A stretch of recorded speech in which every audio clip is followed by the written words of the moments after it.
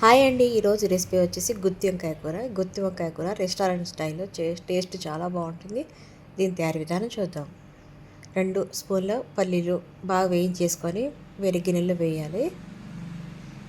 1 spoon ధనియాలు వేయించుకొని బాగా పక్కన పెట్టేసుకోవాలి. ఇప్పుడు 1/2 స్పూన్ మెంతులు, కొద్దిగా కొబ్బరి, యాలకులు, దాల్చిన చెక్క అన్ని వేయించేసుకొని వేరే గిన్నెలో వేసుకోవాలి.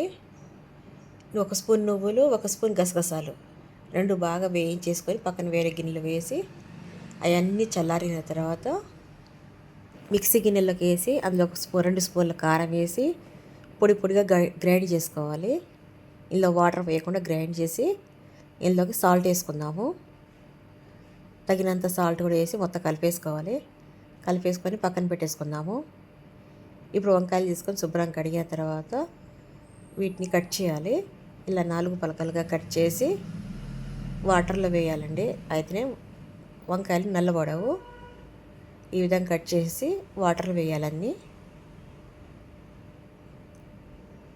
ఇలా అన్నీ వేసిన తర్వాత ఈ వంకాయలకి కారం పట్టియాలండి.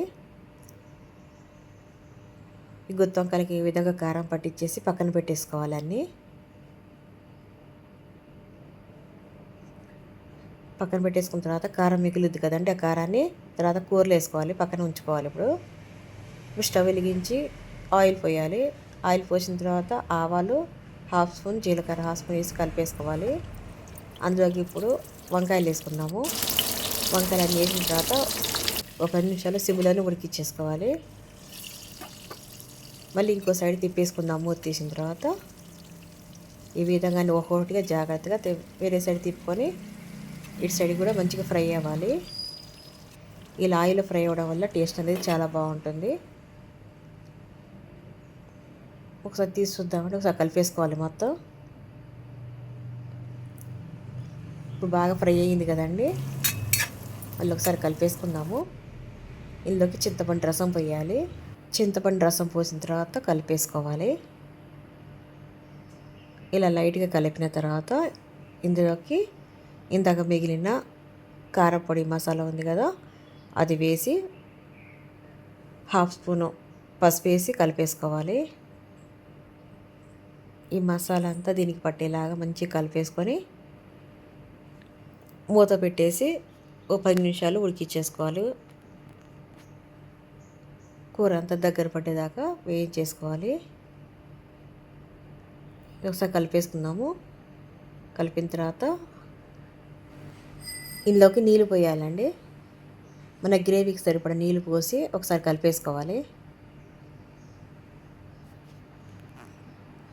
కలిపేసిన తర్వాత సిమ్లోనే దీన్ని బాగా ఉడికిచ్చేసుకోవాలి.